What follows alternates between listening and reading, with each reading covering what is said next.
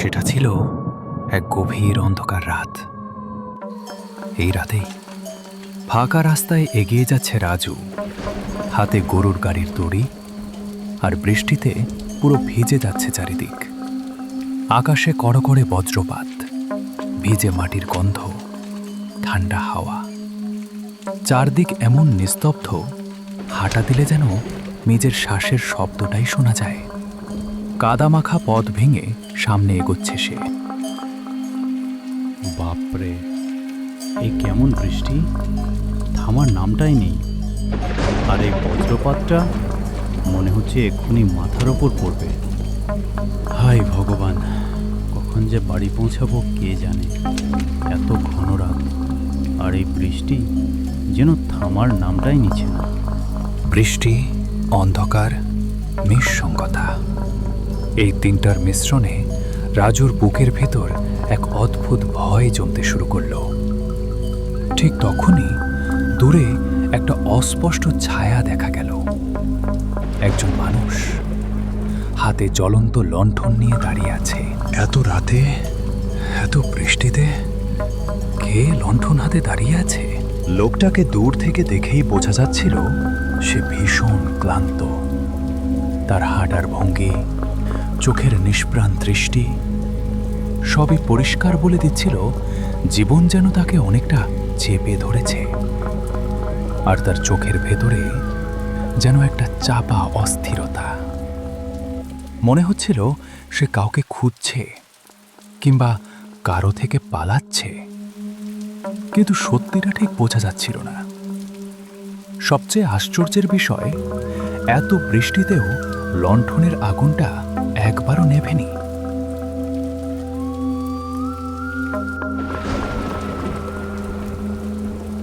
রাজু কাছে আসতেই বৃদ্ধটা রাজুর দিকে তাকালো। বাবা, আমাকে কি একটু চন্দননগর পর্যন্ত নিয়ে যেতে পারবে? আরে আসুন বাবা, আমি পৌঁছে দিচ্ছি। বাহ বাবা, অনেক উপকার করলে। এই বুড়ো মানুষটা কোথায় যাবে এত রাতে?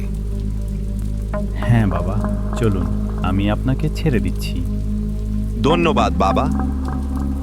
দুজনে গাড়িতে চেপে এগোতে লাগলো। রজুর মনে কেমন একটা সন্দেহ জন্মাচ্ছিল। লণ্ঠনের আলো, বৃদ্ধের হাঁটার ছন্দ সবই যেন অস্বাভাবিক। বাবা, তোমাকে একটা কথা বলবো। কি কথা বাবা? কাল রাত থেকে তোর জীবন বদলে যাবে। তোর কাছে অন্য জগতের লোক আসবে, তোর নাম ধরে ডাকবে, কিন্তু তুই তাদের ডাক শুনবি না। একবার দরজা খুললেই ওরা তোকে ওদের দুনিয়ায় নিয়ে যাবে। আর মনে রাখ, আমি খুব সহজে কাউকে দেখা দিই না, আর যাকে দেখা দিই তার জীবনটাই বদলে যায়। এসব কথা কে বিশ্বাস করে আজকাল? সে বৃদ্ধের দিকে তাকাল। বৃদ্ধ গায়েব, কোনো শব্দ নেই, কোনো পায়ের ছাপ নেই। রাজুর ভয়ে তখন অবস্থা খারাপ। রাজু ভয়ে কাঁপতে কাঁপতে গাড়িটা তাড়াতাড়ি বাড়ির দিকে নিয়ে গেল।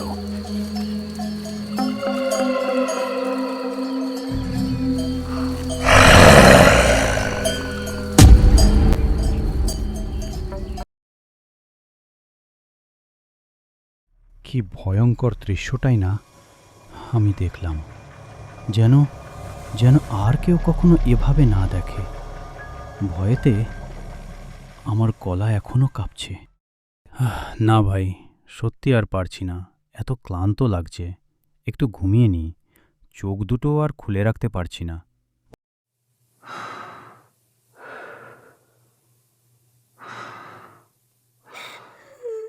এত রাতে এটা আবার কে কাঁদছে? এমন করুণ আওয়াজ! কি হলো আপনার?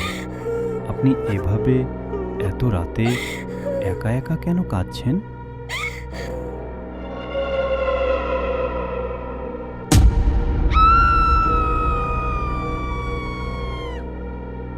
কে কে কে তুমি?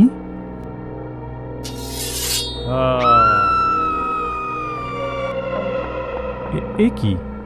কেন আমি বারবার এরকম ভৌতিক স্বপ্ন দেখছি? রাজুর মনে মনে কেমন একটা সন্দেহ হচ্ছিল। মনে হলো কিছু একটা ঠিক নেই। তারপরে বাইরে থেকে হঠাৎ কারো গলা ভেসে এলো, একটা ভাঙা খসখসে শব্দ। রাজু, দরজা খোল বাবা, আমার শরীরটা খুব খারাপ করছে। বাবা, দরজাটা খোল। এ কি? এটা তো আমার মায়ের গলা। কিন্তু আমার মা তো আগেই মারা গেছে। তাহলে দরজার উপরে কে কথা বলছে? তারপর রাজু একটু সাহস জোগাড় করে গলা শুকিয়ে গিয়ে বলল, কে কে তুমি? আমি তোর মা। রাজু, আমাকে চিনতে পারছিস না? দরজাটা খোল বাবা, আমি তোর কাছে আসতে চাই। তারপর রাজুর হঠাৎ মনে পড়ে গেল লণ্ঠনওয়ালা বুড়োটার কথা। কাল রাত থেকে তোর জীবন বদলে যাবে।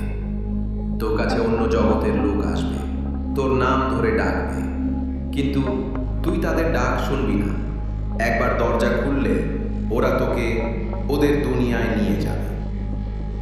তারপর রাজু বলল, দেখো, তুমি যেই হও না কেন, এখান থেকে এখনই চলে যাও।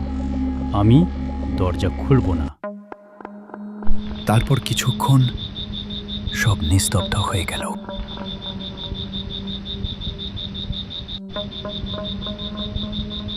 আজ আমি একটা খুব বড় বিপদ থেকে রক্ষা পেলাম। ওই লণ্ঠনওয়ালা বুড়োটা না বললে কি হতো, সত্যি বলছি, ভাবতেই শরীর ঠান্ডা হয়ে যাচ্ছে। তারপর কিছুক্ষণ পরেই আবার একজন ডাকতে শুরু করলো, বাবু, দরজাটা খুলুন, আমি দুধওয়ালা, দুধ দিতে এসেছি। রাজু ভয় পেয়ে বলল, না না, আমি দরজা খুলব না। আপনি সত্যি দুধওয়ালা তো? দেখুন বাবু, একেতেই সকাল থেকে আমার অনেক কাজ ছিল, আবার এখনো আমাকে অনেক বাড়ি যেতে হবে দুধ দিতে। মাথাটা খারাপ কইরেন না, দরজাটা খুলুন। রাজু ভাবল এটা হয়তো সত্যিই দুধওয়ালা, তাই সে দরজাটা খোলার সিদ্ধান্ত নিল। তারপর সে দরজা খুলে বাইরে এলো। তারপর সে চারপাশটা একটু দেখল, কিন্তু আশ্চর্যের ব্যাপার, সেখানে কেউই ছিল না। তারপর হঠাৎ একটা আওয়াজ এলো, রাজু, এইদিকে দেখো রাজু, এসো এসো, আমার কাছে এসো।